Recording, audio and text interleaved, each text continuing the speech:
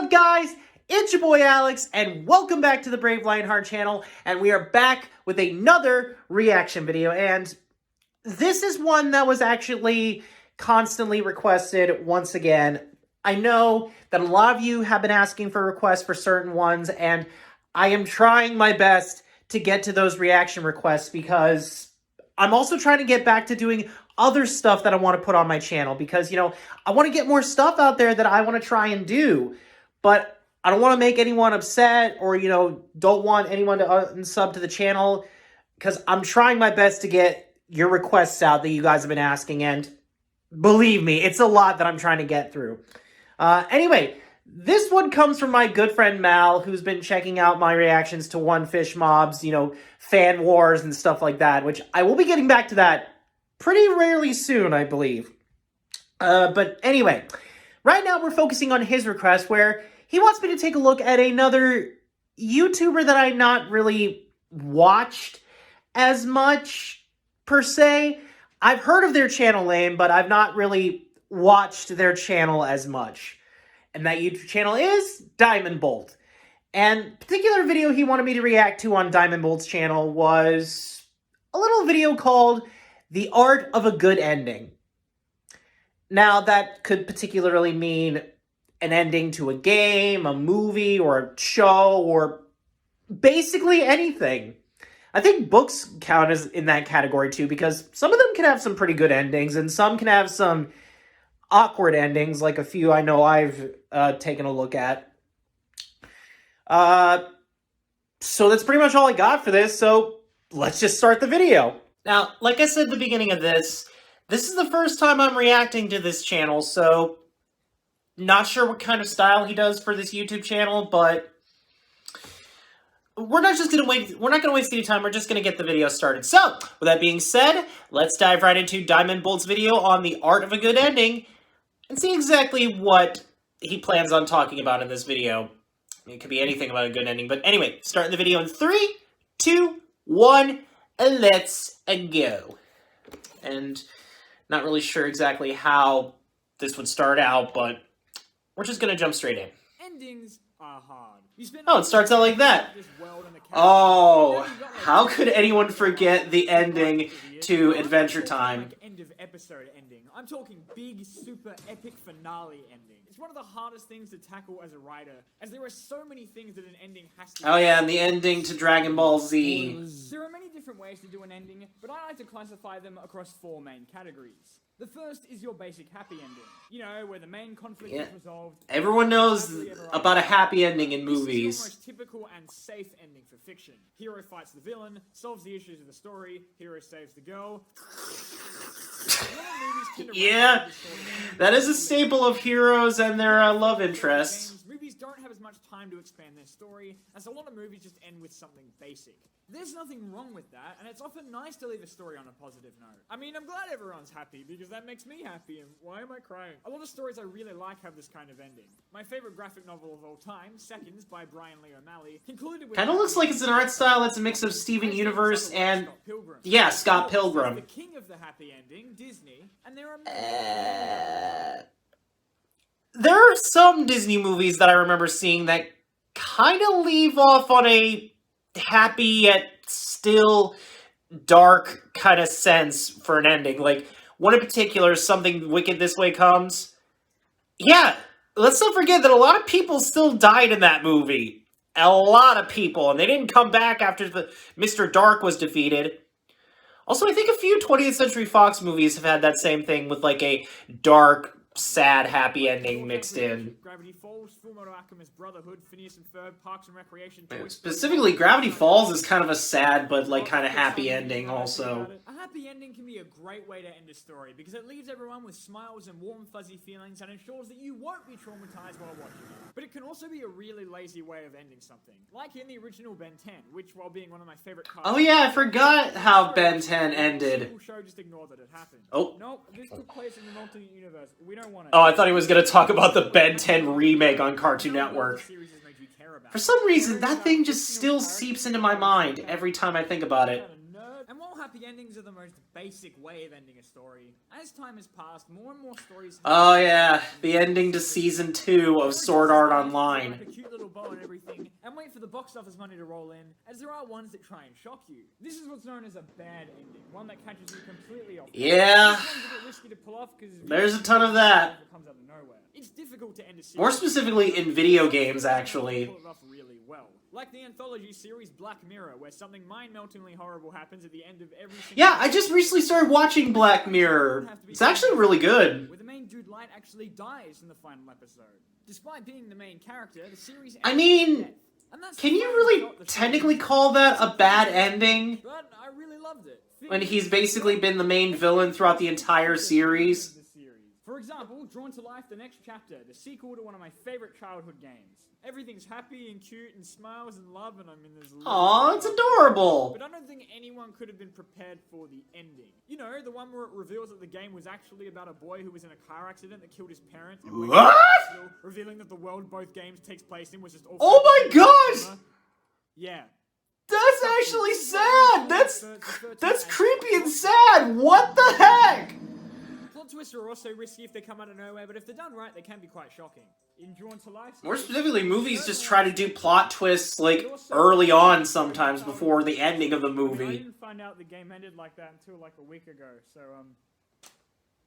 plot twist. Much like with happy endings, fictional stories have been filled to the brim with plot twists. Like the classic Wizard of Oz ending where, plot twist, it was all Yeah, it was all a dream. Devilman Crybaby, where the show ends with a batshit insane final episode where, plot twist, Akira's friend... Yeah, let's also not forget they broke the freaking moon in that movie. But if you take these two types Let's not forget about that. together and they make a baby, it turns into a bittersweet ending. Endings... Oh yeah, everyone remembers this ending. I believe this is either Ocarina of Time or Majora's Mask. I'm sure, but everyone knows the ending to that game if you do bad. The infamous bad ending where a giant moon with a face kills everyone in Hyrule, including Link. That's kind of sad to think about it, with, like, Link's final adventure before the later games. If you did bad in that, he dies, and that's his final adventure. Man, Nintendo came up with some crazy stuff for games like this. So there are already tears welling up as you sit through the epilogue of a story. But some writers are horrible people and make you want to... And this stuff keeps popping up. Apologies for And that. this is where a bittersweet ending comes in, where something bad has to happen in order... There's a lot of movies that do that too. Like, recently when I watched Spider-Man No Way Home, that really was a bittersweet ending to that whole franchise with Tom Holland. I will never be able to pronounce. The climactic finale sees the hero triumph over the villains, and despite the losses, the show wasn't quite done making you feel bad. Nia, the female lead, eventually fades away because she was created by the villains and can't exist without them, and so stops. Aww. It was just really freaking sad. Same goes for Anohana, the flower we saw that day. The character member's wish is fulfilled by the end, and then she fades away and everyone... Not again. Let it out, diamondbolt. And gross, and then activating a time loop that sees the entire show cleverly reverting back to the first episode. Regular show ends with Pop sacrificing... Yeah! The ending to regular show where Pops dies and everyone just goes off to do their own thing. This weird ending can make you feel things you probably didn't want to feel, but Sorry, that's my dog just shaking like crazy. A not so great example of this is the 2017 fifth... Oh, yeah. From what I've seen from this later season of Samurai Jack, it's amazing. And the animation has gotten a lot better. And the crazy thing about it is, this final season is bloody. Because without a Kuji can't exist or something. Unlike... This ending just felt cheap, and it didn't help that the final episode of the series was kinda rushed. It makes you feel like crap, but it's not a good kind of crap. When done right, this is probably my favorite... Oh, I forgot about the ending to that movie. Oh. Puts on it, and then leaves. And then there's the worst one of them all. The cliffhanger ending. Where you're left Yeah, cliffhanger endings. We all know a ton of stuff that does that. Well, that question may never be answered due to the true villain of the series. Ratings. Or just no reason at all. right? Half-Life 2? Cliffhangers can be intentional or unintentional, whether it be a movie that never got a sequel, or Yeah, the a ending TV to show John that never got Carpenter's renewed. thing, or Regardless, I think we the can fact that a always show get doesn't get from renewed for another because season. it sucks. Some things intentionally ruin their own endings for the sake of teasing a sequel, however. Oh, Who dang. doesn't love some of that sweet, sweet cash? I personally hate it when an ending decides to just show the Oh, villain yeah. really dead. Thankfully for that movie, we actually got a comic sequel. I mean, yeah, it's all well and good to set up a sequel and everything, but at least be subtle about it. This can be especially sucky when the cliffhanger is never even resolved. Though in some cases, it might be a good thing. A lot of cliffhangers... Yeah, thankfully we did not get a sequel to Shyamalan's Last Airbender. Oh, good lord. Or Inception, which ends on a cliffhanger just as confusing as the rest of the movie.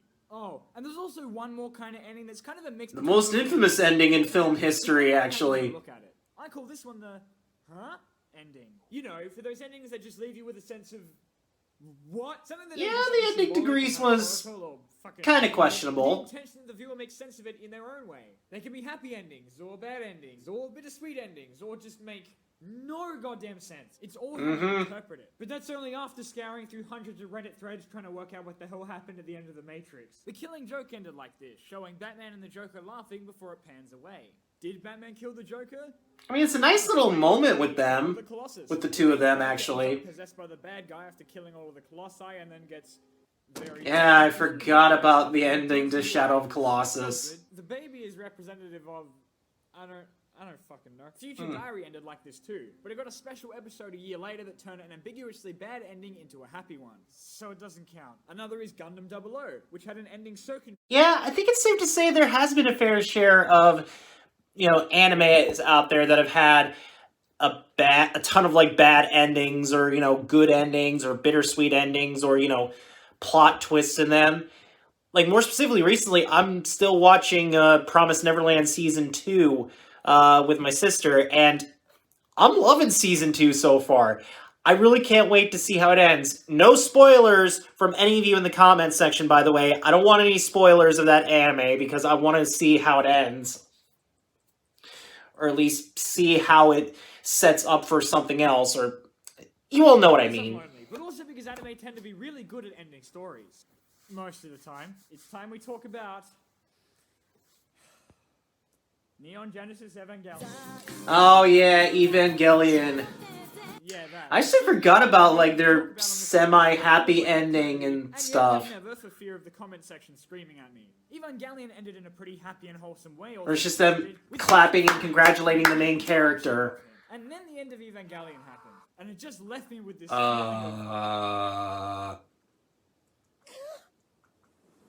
What? What?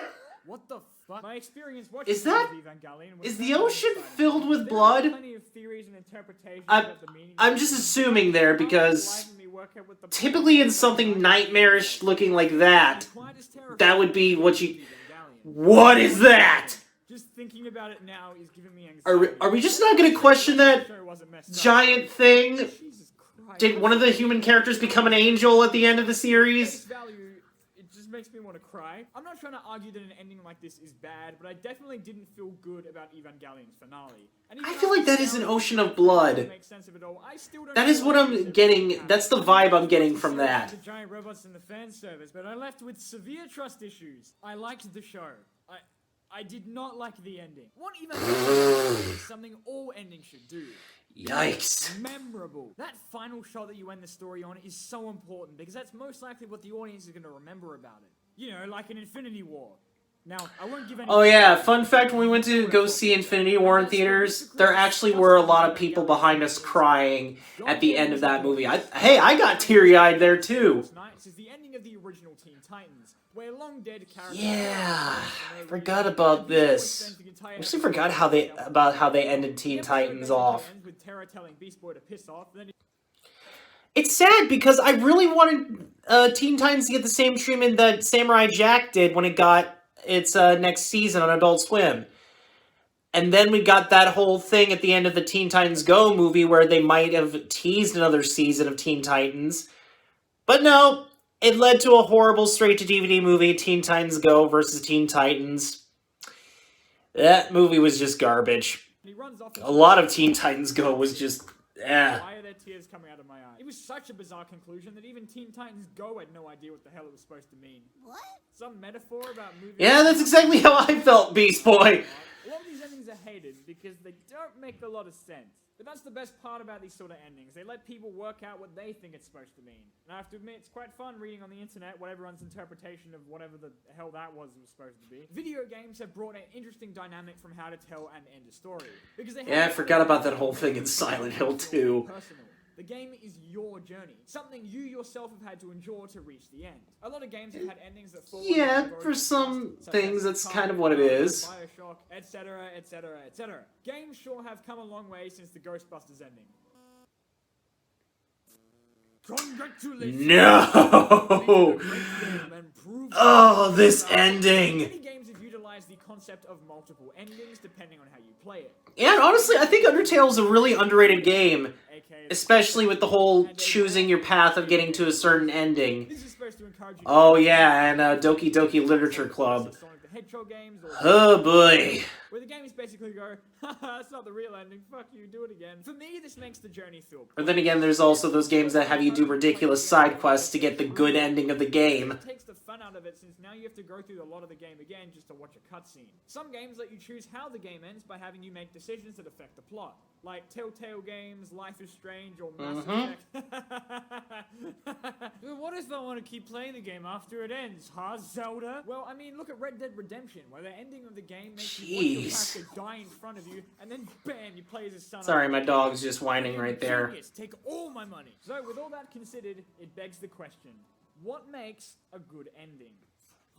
I don't know, I'm a YouTuber, you know how we end things. Don't forget to like and subscribe! Satisfaction. It's heartbreaking having to say goodbye to something you've... I mean, that is true, to get a good ending from like a show or a movie or, like I said, even books, to get a satisfying thing to end it off. Way too goddamn long. An ending is only as good as the length. And they kind of made that whole thing a thing in Teen Titans Go, where Robin wanted to date Starfire. Trying to end The Simpsons. It's why a lot of shorter stories have fantastic endings, or others that tend to go on for longer have a very anticlimactic one. And an anticlimax is a criminal offense because an ending should leave you with a sense of completion, even if it's not a happy ending.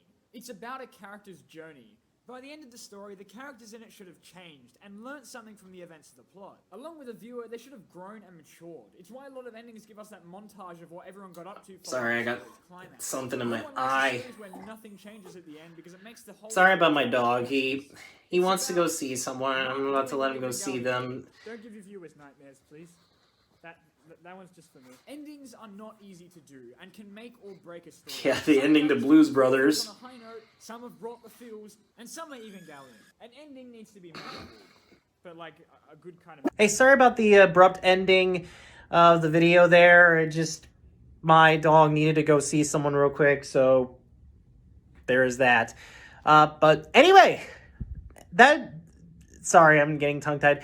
There you go, guys. That was my reaction to The Art of a Good Ending by Diamondbolt, and there definitely was some funny moments there. Definitely another great UK, British YouTuber.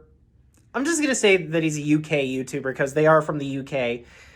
Then again, there have been some like people that were actually, you know, there can be people that are born in the States, but their roots are usually from UK or some other places, which is cool. It's honestly really cool.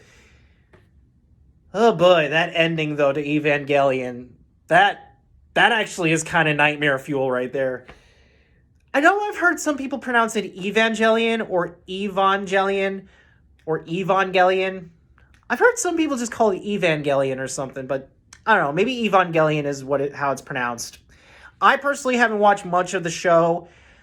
All I particularly know about it is it's kids in a military group piloting giant robots with their bodies and their minds, fighting aliens called angels that have come to basically take over the world. It's pretty cool stuff. But that ending, though, man. Anyway, with that being said, thank you all for watching this video. Don't forget to hit that subscribe button and click that notification bell to never miss a new video. Anyways, I will see all you awesome guys and gals later. Bye-bye!